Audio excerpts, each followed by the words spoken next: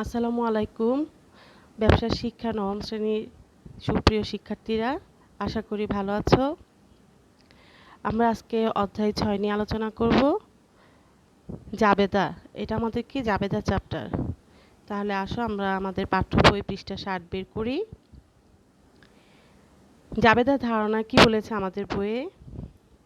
লেনদেন সংঘটিত হওয়ার সাথে সাথে আমাদেরকে যতটুকু সম্ভব লেনদেনের বিশদ বিবরণ লিপিবদ্ধ করতে হয়। লেনদেনের এই বিবরণ প্রাথমিকভাবে প্রথম জাবেদায় লিপিবদ্ধ করা হয়। লেনদেনের ডেবিট ও ক্রেডিট পক্ষ বিশ্লেষণ করে তারিখের ক্রমানুসারে ব্যাখ্যা সহকারে জাবেদাতে লিখে রাখা হয়। পরবর্তী মাসের হিসাবের পাকা বই খতিয়ান প্রস্তুতের ক্ষেত্রে জাবেদা সহায়ক বই হিসেবে কাজ করে, যার কারণে জাবেদাকে হিসাবের প্রাথমিক বই বলা হয়। জাবেদার গুরুত্ব কি? কেন আমরা জাবেদা করব? এটার গুরুত্ব কতটুকু? প্রতিষ্ঠানের হিসাবের বই নির্ভুল ও স্বচ্ছ হওয়া কি অবশ্যই প্রয়োজন। এই হিসাবের ভিত্তিতে প্রতিষ্ঠানের আর্থিক ফলাফল ও সার্বিক আর্থিক অবস্থা কি করা হয়? নিরূপণ করা হয়। হিসাব বিজ্ঞানের মুখ্য এই উদ্দেশ্য অর্জনে জাবেদা কিভাবে সহায়ক ভূমিকা পালন করে তা কি আমাদের এই পাঠ্য বইয়ে সংক্ষেপে কি করা হয়েছে? আলোচনা করা হয়েছে। আমি তোমাদের পয়েন্টগুলো বলছি, বিস্তারিত তোমরা বাসায় পড়ে নিবে। 1 নম্বর কি? লেনদেন লিপিবদ্ধকরণ।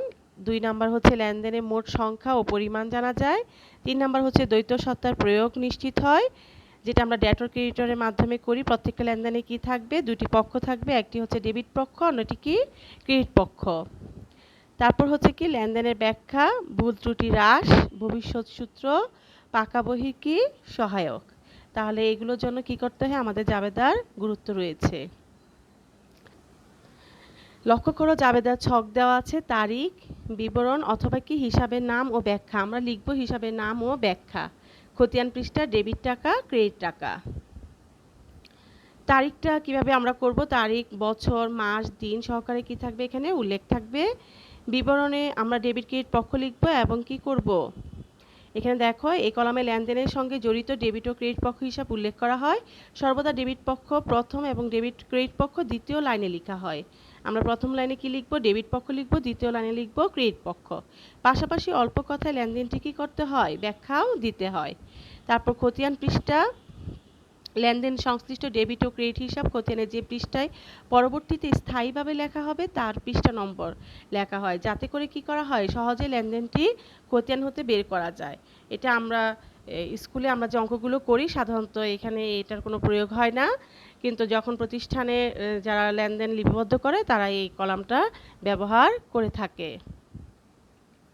ডেবিট ও ক্রেডিট। ডেবিট হিসাবের ও ক্রেডিট হিসাবে টাকার পরিমাণ ডেবিট ও ক্রেডিট পক্ষের বরাবর যথাক্রমে ডেবিট ও ক্রেডিট কলামে কি হবে? লেখা হবে সমপরিমাণ, এবং যেখানে ডেবিট লিখব ঠিক ওই পাশেই ওই বরাবরই টাকাটা বসতে হবে, এবং যেখানে ক্রেডিট লিখব ঠিক ওই বরাবর টাকাটা লিখতে হবে, এবং টাকার পরিমাণ কি হবে? সমান হবে।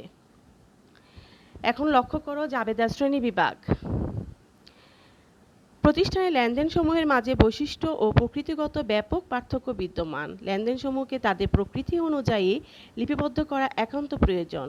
খতিয়ানে হিসাব সংরক্ষণ এবং আর্থিক প্রতিবেদন প্রস্তুতকরণে জাবেদা শ্রেণীবিভাগ কী করে? সহায়ক ভূমিকা রাখে। তাহলে দেখো জাবেদাকে দুই ভাগে ভাগ করা হয়েছে, এক হচ্ছে বিশেষ জাবেদা, দুই হচ্ছে কি? প্রকৃত জাবেদা। বিশেষ জাবেদার আবার শ্রেণীবিভাগ দেখো, ক্রয় জাবেদা, বিক্রয় জাবেদা, ক্রয় ফেরত জাবেদা, বিক্রয় ফেরত জাবেদা, নগদ প্রাপ্তি জাবেদা, নগদ প্রদান জাবেদা। প্রকৃত জাবেদায় দেখো সংশোধনী জাবেদা, সমন্বয় জাবেদা, সমাপনী জাবেদা, প্রারম্ভিক জাবেদা, অন্যান্য জাবেদা। তাহলে আসো আমরা বিশেষ জাবেদা সম্পর্কে বিস্তারিত জানি। তাহলে দেখো ক্রয় জাবেদাটা কি? ক্রয় জাবেদায় প্রতিষ্ঠানের সকল বাকিতে পণ্য ক্রয় লিপিবদ্ধ করা হয়। এখানে সব বাকিতে লেনদেনগুলো, ক্রয় সংক্রান্ত লেনদেনগুলো বাকিতে যেগুলো সেগুলো আসবে।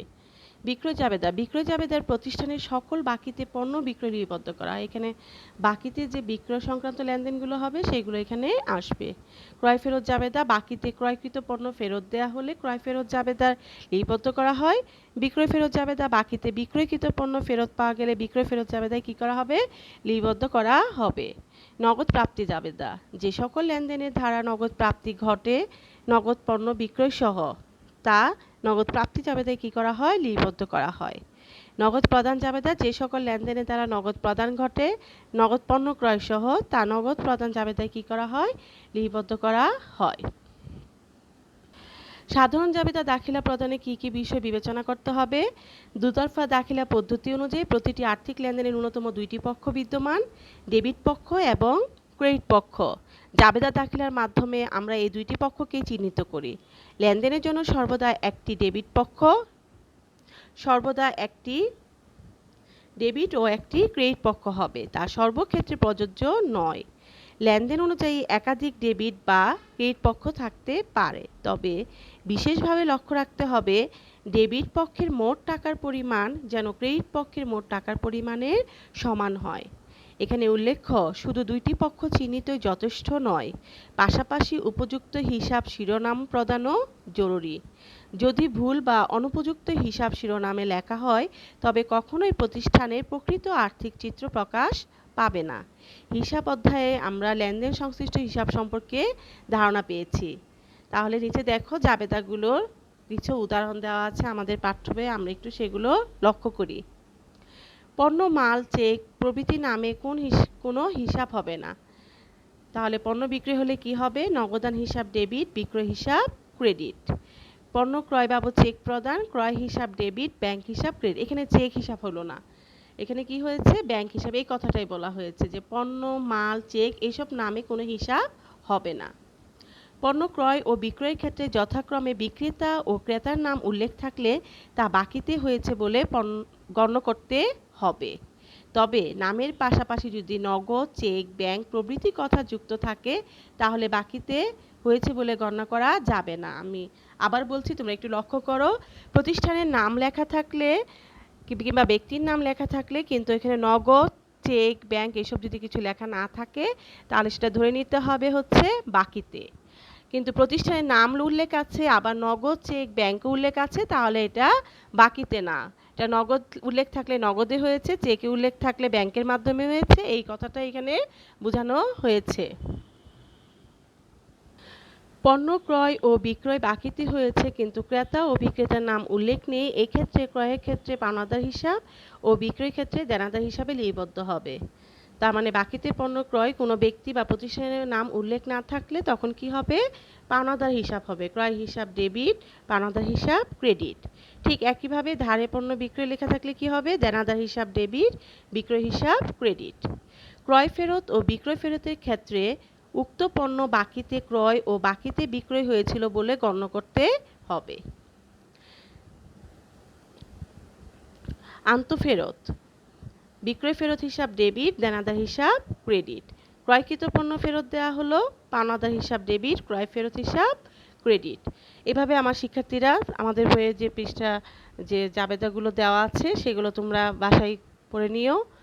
আমরা অঙ্ক করার সময় এই বিষয়গুলো আলোচনা করব। দেখো, ক্রয় জাবেদা বিক্রয়ের উদ্দেশ্যে প্রতিষ্ঠান যা ক্রয় করে তাই পণ্য। এই পণ্য ক্রয় নগদে ও বাকি উভয় ধরনের হতে পারে। বাকিতে ক্রয়কৃত পণ্য ক্রয় জাবেদায় লিপিবদ্ধ করা হয়। চালানের উপর ভিত্তি করেই ক্রয় জাবেদা প্রস্তুত করা হয়। চালান দেখো এখানে ছক দেওয়া আছে, এটা আমরা দ্বিতীয় অধ্যায়ে চালান সম্পর্কে জেনেছি। তারপর দেখো ক্রয় জাবেদা। ক্রয় জাবেদা দেখো ছকটা দেওয়া আছে, তারিখ, ক্রেডিট হিসাব খাত, শর্ত, চালান নম্বর, সূত্র আর ক্রয় হিসাব ডেবিট, পাওনাদার হিসাব ক্রেডিট। লক্ষ্য করো বিক্রয় শর্তটা কি? বিক্রয় শর্ত যদি এইরূপ হয় 2/10, এর দ্বারা বোঝানো হচ্ছে কি ক্রেতা পণ্যের মূল্য 10 দিনের মধ্যে যদি পরিশোধ করে তাহলে 2% নগদ বার্তা পাবে। যদি অসমর্থ হয়, যদি 10 দিনের মধ্যে পরিশোধ না করতে পারে তাহলে 30 দিনের মধ্যে অবশ্যই পরিশোধ করতে হবে, কিন্তু এক্ষেত্রে কোনো বার্তা পাবে না। এই কথাটা এখানে বোঝানো হয়েছে। বিক্রয় জাবেদা বাকিতে বিক্রয়কৃত পণ্য বিক্রয় জাবেদায় লিপিবদ্ধ করা হয়। বিক্রয় জাবেদাও চালানের উপর ভিত্তি করে প্রস্তুত করা হয়। লক্ষ্য করো বিক্রয় জাবেদার নমুনা, তারিখ, ডেবিট হিসাব খাত, চালান নম্বর, সূত্র, দেনাদার হিসাব ডেবিট, বিক্রয় হিসাব ক্রেডিট। লক্ষণীয় বিষয় হচ্ছে পণ্য ক্রয় বিক্রয়ের ক্ষেত্রে বহন খরচ, প্যাকিং খরচ, বীমা খরচ প্রভৃতি কি সম্পৃক্ত। ক্রেতা ও বিক্রেতার মাঝে এটা নির্ধারিত থাকে যে কে এটা বহন করবে। খরচসমূহ চালানে অন্তর্ভুক্ত থাকলে তা ক্রেতাকে পণ্যের মূল্যের সাথে পরিশোধ করতে হয়। চালানে উল্লিখিত মোট মূল্যই ক্রয় জাবেদা ও বিক্রয় জাবেদায় কি করা হয়? লিপিবদ্ধ করা হয়। শিক্ষার্থীরা, আমি আবারও বলছি, এই খরচগুলো যদি চালানে অন্তর্ভুক্ত থাকে তাহলে কে এটা পরিশোধ করবে? ক্রেতা পরিশোধ করবে। এটাই বলা হয়েছে যে থাকলে তা ক্রেতাকেই পণ্যের মূল্যের সাথে কি করতে হয়? পরিশোধ করতে হয়। আর চালানের উপর ভিত্তি করে কি করা হয়? ক্রয় জাবেদা এবং বিক্রয় জাবেদা কি করা হয়? প্রস্তুত করা হয়। এখন আসো ক্রয় ফেরত জাবেদা। ক্রয়কৃত পণ্য ফরমাশ অনুযায়ী না হওয়া, নিম্নমানের বা মেয়াদ উত্তীর্ণ পণ্য সরবরাহ করা হলে ক্রেতা বিক্রেতাকে পণ্য ফেরত পাঠায়। পণ্য ফেরত পাঠানোর জন্য ক্রেতা একটি ডেবিট নোট প্রস্তুত করে বিক্রেতার নিকট প্রেরণ করে এবং ক্রয় ফেরত জাবেদা প্রস্তুত করে। তাহলে দেখো, ডেবিট নোটটা এখানে আমাদের বইয়ে ছক দেওয়া আছে, ক্রয় ফেরত জাবেদারও কি দেওয়া আছে? একটি সুনির্দিষ্ট ছক দেওয়া আছে। আমরা এই ছক এবং নিয়ম অনুযায়ী আমরা অঙ্কগুলো করব। বিক্রয় ফেরত জাবেদা। ক্রেতার নিকট হতে ডেবিট নোট সহ পণ্য ফেরত পাওয়ার পর বিক্রেতা ক্রেতাকে পণ্য ফেরত পাওয়া এবং তাদের হিসাব খাতকে ক্রেডিট করার বিষয় নিশ্চিত করে ক্রেডিট নোট প্রস্তুত করে। প্রস্তুতকৃত ক্রেডিট নোট বিক্রেতা ক্রেতাকে প্রেরণ করে এবং ফেরত পাওয়া পণ্যের জন্য বিক্রয় ফেরত জাবেদায় লিপিবদ্ধ করে। তাহলে দেখো, আমাদের ক্রেডিট নোট কীভাবে প্রস্তুত করতে হবে সেই ছক এবং নিয়ম দেওয়া আছে এবং বিক্রয় ফেরত জাবেদারও সুনির্দিষ্ট ছক এবং নিয়ম দেওয়া আছে।